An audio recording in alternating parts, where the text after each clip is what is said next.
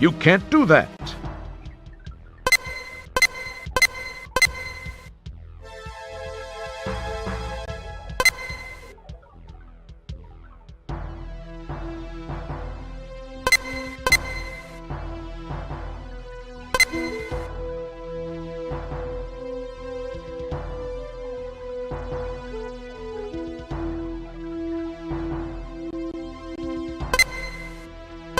The powerful quad quark drives Rev to life.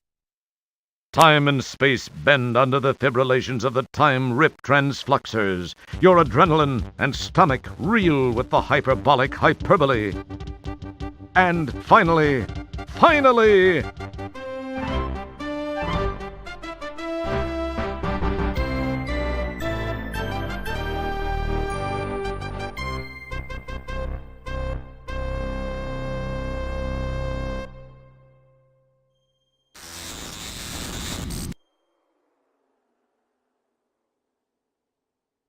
You can't do that.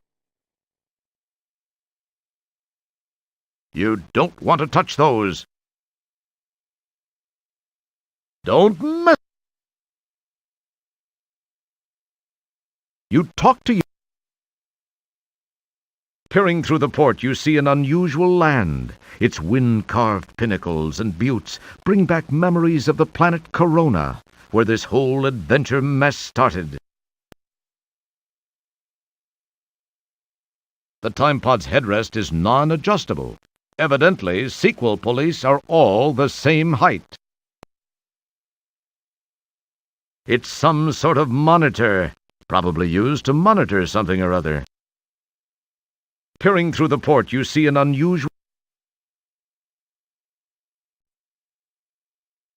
You don't want to touch...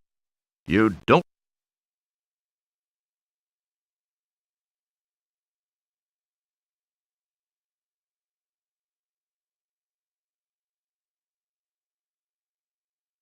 You don't... You don't... You don't...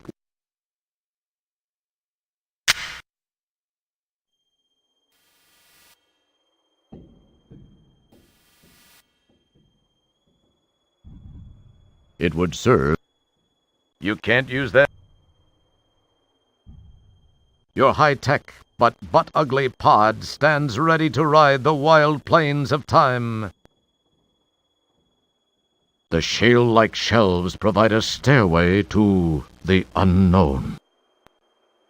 You've seen a lot of plateaus and sloping hills before, but this one's a butte. The entire horizon undulates in enticing peaks, curves, and crevices for which Estros is famous.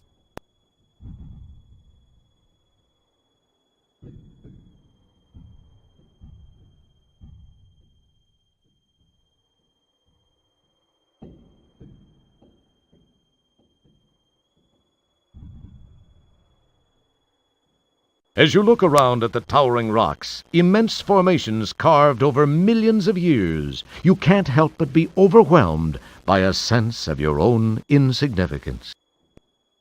Sedimentary layers of rock form a stairway which winds its way down below.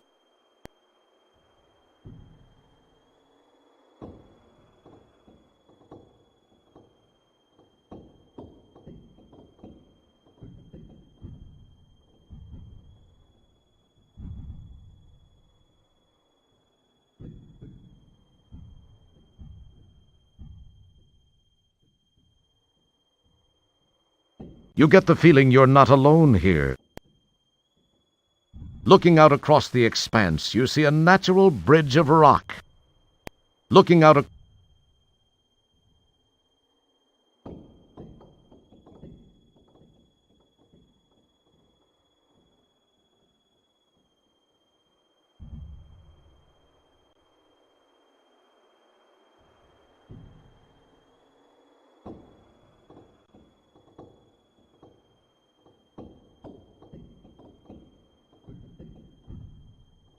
Whoa! What was that?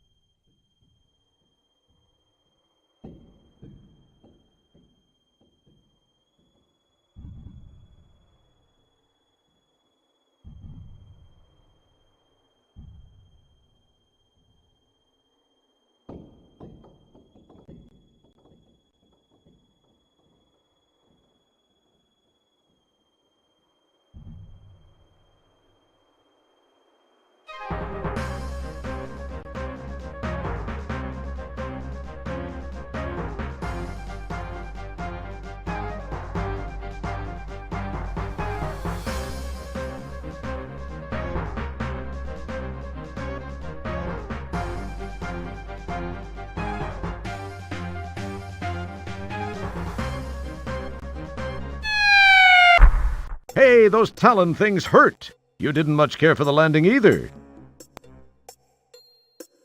The huge nest is constructed of sticks and assorted being parts gathered from this bleak planet. It is then cemented in place by a generous helping of pterodactyl saliva.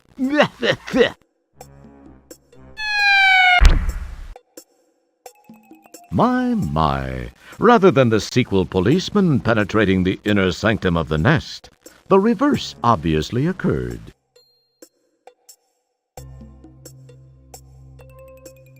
You frisk the skewered sequel policeman and turn up a paper-wrapped wad of used chewing gum. Hey, keep your head. Hey, keep your hands off yourself. This is a family game.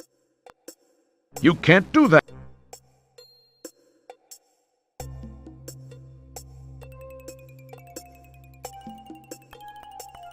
What do you want? A bone marrow sample? You've already cleaned the guy's pockets.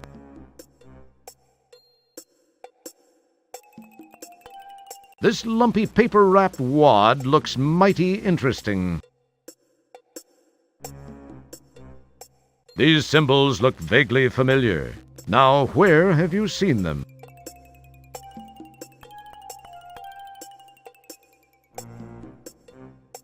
You find yourself in a nest perched high above the irregular...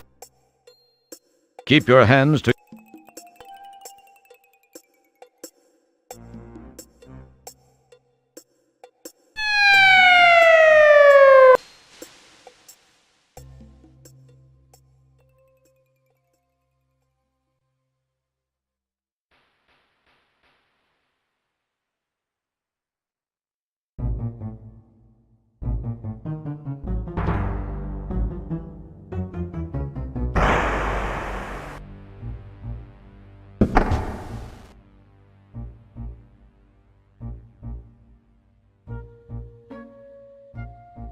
You've got a lot of nerve coming back here, Roger Wilco. After leaving me the way you did, you male scum. This is the last woman you'll ever dump on. Right, girls? Right. Said you couldn't be tied down. I said that? You said you had to be free to roam the galaxy. Was that me? You'll be sorrier than you look. We'll see to that. Yeah. Into the sub, fly boy.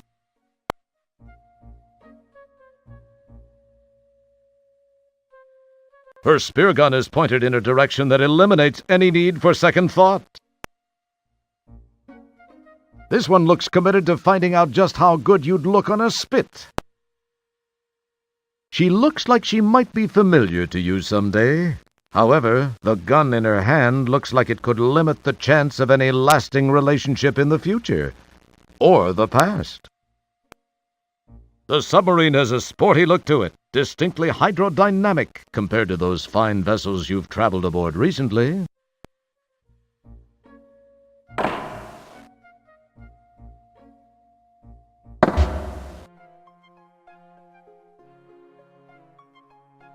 You hope these women soon realize that they must have the wrong guy.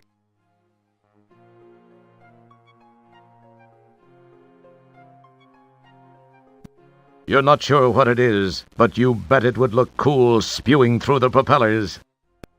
This is a sea cave. Activate the door.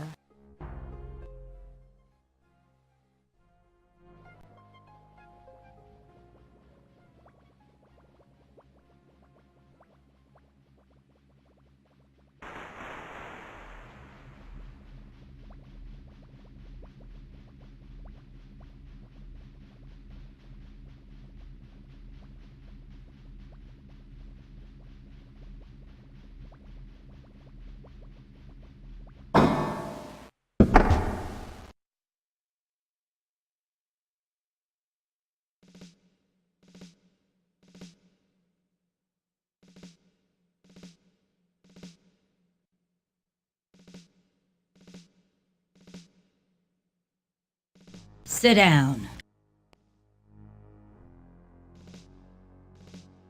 Comfy, Mr. Wilco? Hey, what are you doing? Let me go, witch! Shut up! Your whimpering sickens me. I'll teach you not to run out on me. Thorine is quite knowledgeable in the ways of torture. I'll let the two of you get acquainted. Thorine, do your stuff.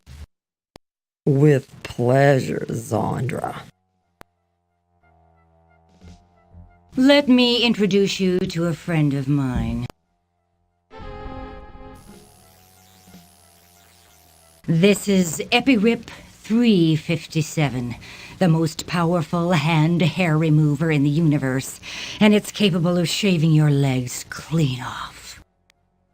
I've always wanted to see a man shave with one of these, but I guess you'll do. Now you'll know the meaning of the word pain.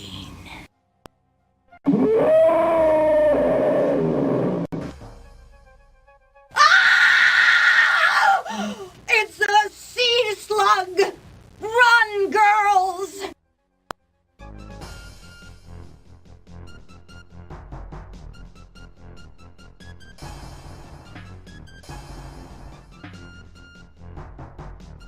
Desperately, you try to push the button, but the restraints are just too tight. Desperately, you try.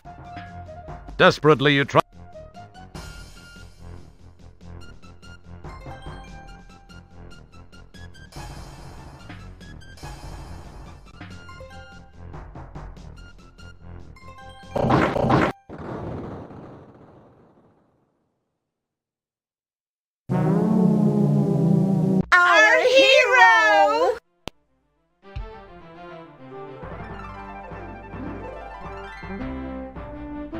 Wasn't he great, girls? Well, Raj, I guess we can call it even. Thank you for ridding our fortress of that slimy, awful sea slug. I know I can't blame you for backing out at the last minute. I guess I was a little overbearing. Sorry. Can we still be good friends? Well, now, wait a minute. Let's talk about this. No, Roger.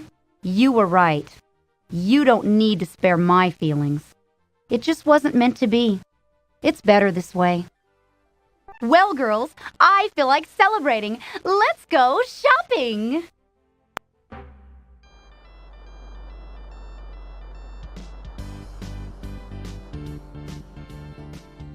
Meanwhile, back in Space Quest 12...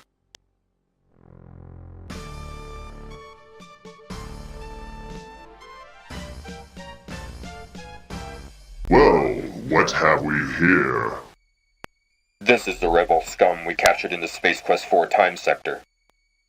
He had just aided Wilco in escaping.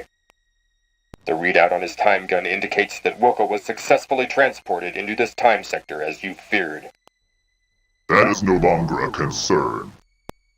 Wilco will surrender to us once he has learned we have captured his son.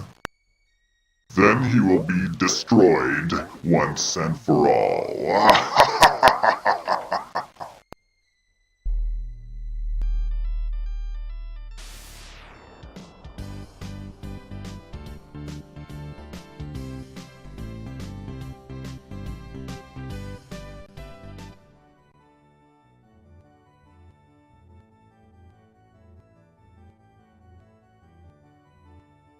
Sail!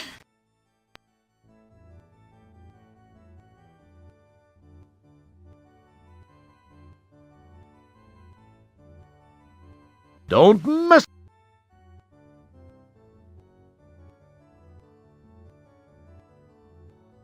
You pick up the ATM card.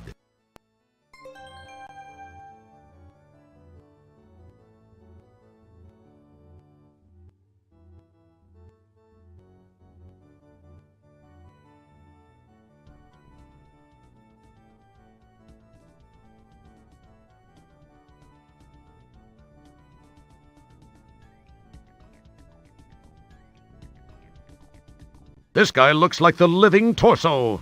He probably works for an intergalactic freak show.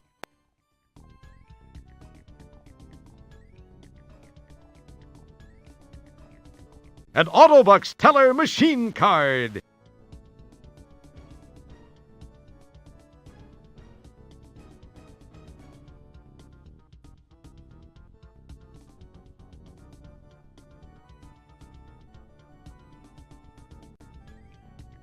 In the window, a robotic mannequin struts its stuff.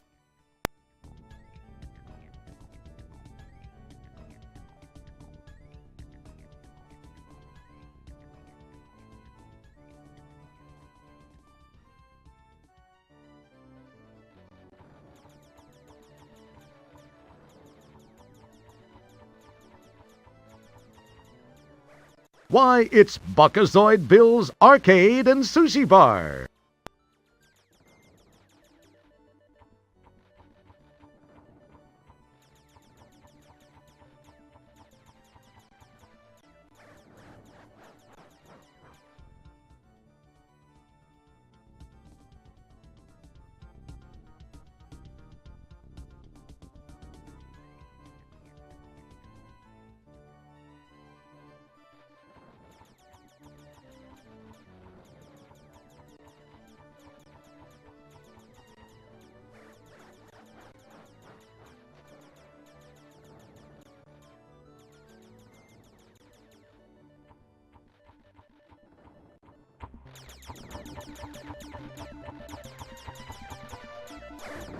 Watching this fine youngster brings back fond memories of your youth.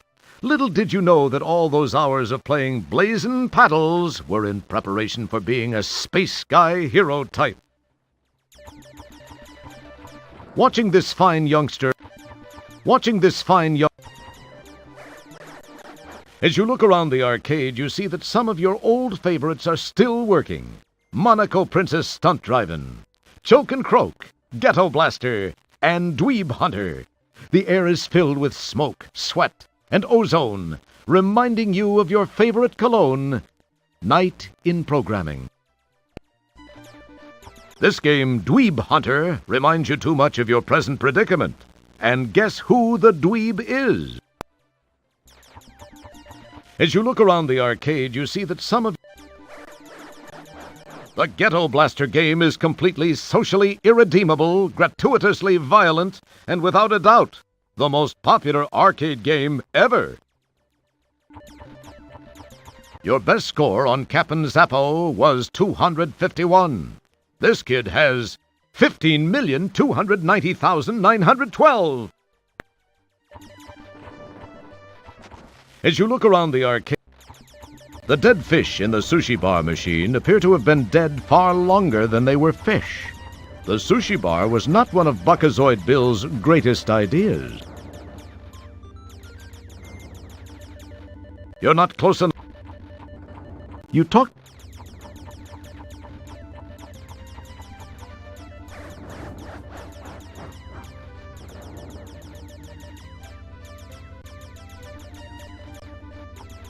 Touching anything in here might...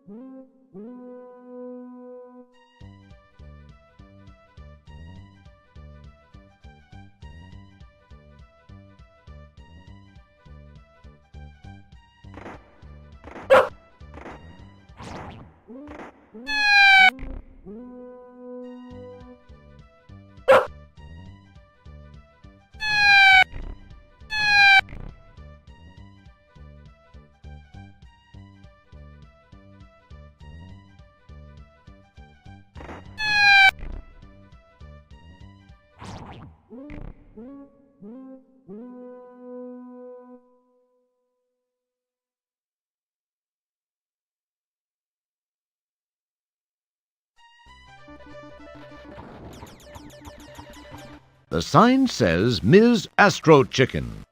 How strange that nobody is playing it. Touching any...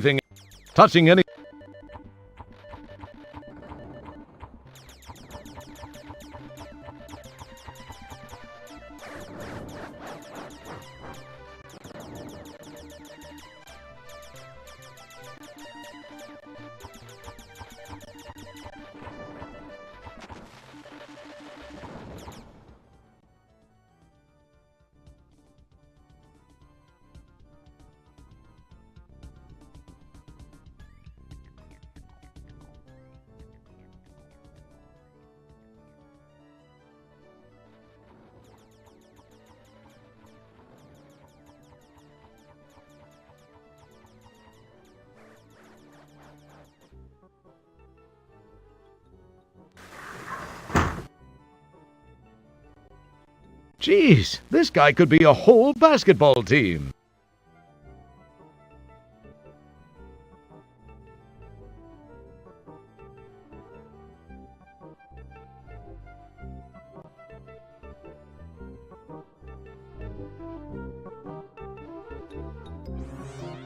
Pardon me, sir. You appear to be in dire need of my services. This suit is a replacement shell for some sort of exoskeletal wanderer. And hey, check out those boots. It looks like a slipcover for a snake. This looks like a pressure suit for something with upper body appendages. The well-dressed alien will want to be seen in this lovely ensemble, perfect for those nights out at the Solar Ballet. This one looks like it might have been designed for ceremonial functions. Let me know if there is anything I can get for you.